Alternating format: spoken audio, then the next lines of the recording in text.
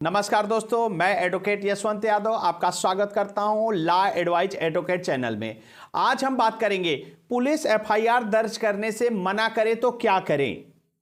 अगर police FIR दर्ज करने से मना कर रही है तो क्या क्या करना चाहिए, आपके क्या क्या अधिकार हैं, एफआईआर दर्ज कैसे कराएं, एफआईआर दर्ज कैसे कराएं, एफआईआर दर्ज करने का क्या तरीका है, यदि कोई पुलिस आपकी एफआईआर दर्ज नहीं कर रहा है तो क्या करना है, एफआईआर दर्ज करते समय किन किन बातों का ध्यान रखना है, इन सभी का आंसर आपको आज मिलने वाला है। आज मैं बताऊंगा। वीडियो सभी व्यक्तियों के लिए बहुत जरूरी है।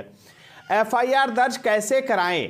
सबसे पहले अपराध किस तरह का है। अपराध केवल दो होते हैं, दो तरह के अपराध होते हैं। एक होता है संज्ञेय अपराध यानी गंभीर अपराध, एक होता है असंज्ञेय अपराध माने कम गंभीर अपराध। बस अपराध दो ही तरह के होते हैं, दो के बाद तीसरा कोई अपराध की श्रेणी नहीं है। इन दोनों के नाम से ही पता चल रहा है। संज्ञेय अपराध मतलब गंभीर अपराध, और जैसे असंज्ञेय अपराध, गंभीर अपराध मतलब क्या क्या हुआ, गंभीर में जैसे मर्डर हो गया, रेप हो गया, किडनैपिंग हो गया, अपहरण हो गया, ऐसे अपराध को संज्ञेय अपराध कहते हैं। और उसके बाद क्या होता है, कम गंभीर असंज्ञेय। असंज्ञेय अपराध का मतलब होता है जैसे नॉर्मल असंज्ञेय अपराध में कम गंभीर अपराध, नाम से ही पता चल रहा है जिसमें गंभीरता कम गंभीर है। जैसे किसी को गाली गलौज दे देना, मारपीट कर लेना, या किसी को थप्पड़ मार देना, किसी को कोई चीज को चुरा लेना, तो उस कंडीशन में आपका जो अपराध होता है वो असंज्ञेय अपराध है। माने उसमें कोई बहुत ज्यादा गंभीर अपराध नहीं है, इसमें एफआईआर दर्ज नहीं होती है। और संज्ञेय अपराध में, संज्ञेय अपराध होता है जैसे मर्डर, किडनैपिंग, अपहरण, इस कंडीशन में आपको ऊपर एफआईआर दर्ज होगी। और असंज्ञेय अपराध में जिसमें कम गंभीर अपराध है उसमें एनसीआर दर्ज होती है। इसके बाद आपको कोर्ट से वारंट इशू कराना होगा, उसके बाद अपराधी को पकड़ा जाएगा। लेकिन संज्ञेय अपराध में एफआईआर दर्ज होने के बाद, कभी भी संज्ञेय अपराध है एफआईआर दर्ज होता है तो सीधे गिरफ्तारी होती है। संज्ञेय अपराध, गंभीर अपराध में सीधे गिरफ्तारी होती है।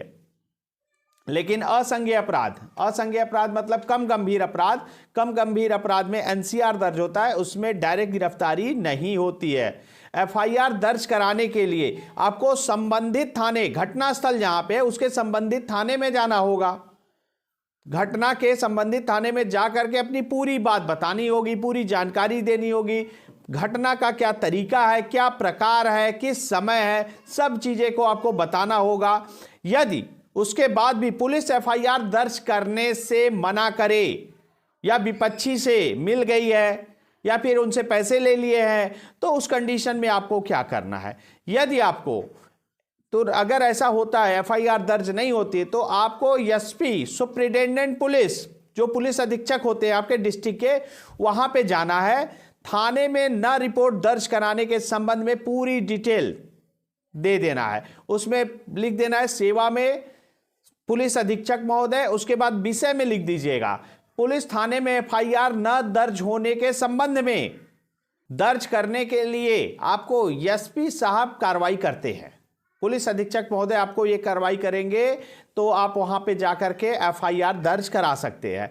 तब एसपी साहब के आदेश पे थाने पे एफआईआर दर्ज हो जाएगा। अगर उसके बाद भी एसपी साहब कार्रवाई नहीं करते हैं, कुछ भी नहीं करते हैं, तो आपको जाना कहाँ, आपको वकील के पास जाना है।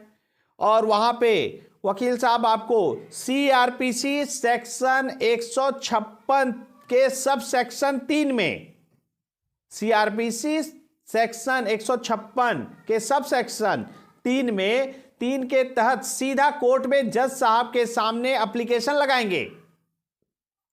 उसके बाद जज साहब आपको ऑर्डर देंगे एफआईआर दर्ज करने के लिए आपके थाने पे, तो 100% एफआईआर दर्ज होगी। 156(3) के तहत आपकी एफआईआर दर्ज होगी जज साहब के आदेश पे। यदि कोई पुलिस नहीं करता है तो सबसे बेस्ट तरीका आपको यही है। यदि पुलिस आपकी एफआईआर दर्ज नहीं करता है तो सबसे बेस्ट तरीका आपका सीआरपीसी 156(3) में है। एफआईआर लिखाते समय आपको किन किन बातों का ध्यान रखना है। पुलिस अगर तोड़ मड़ोड़ के आपके एफआईआर को लिखवाती है तो आपको साइन या अंगूठे का निशान नहीं लगाना है। आप जो बात बोल रहे हैं, जो बता रहे हैं, जो लिख कर दे रहे हैं, वही बात एफआईआर में होनी चाहिए। और एफआईआर की कॉपी देते समय आपको कोई चार्ज नहीं पे करना है, कोई पैसे नहीं पे करने पड़ते हैं, निःशुल्क है। एफआईआर की कॉपी आपको दे देंगे थाने से। और किसी भी तरह की कोई समस्या हो, परेशानी हो, ये हमारा नंबर है, आप हमसे डायरेक्ट संपर्क कर सकते हैं। आगे का क्या प्रोसेस होगा, कैसे करना है, मैं पूरी बातें डिटेल में आपको बता दूंगा। मैं अपनी बातों को यहीं समाप्त करता हूं। जय हिंद, जय भारत, नमस्कार।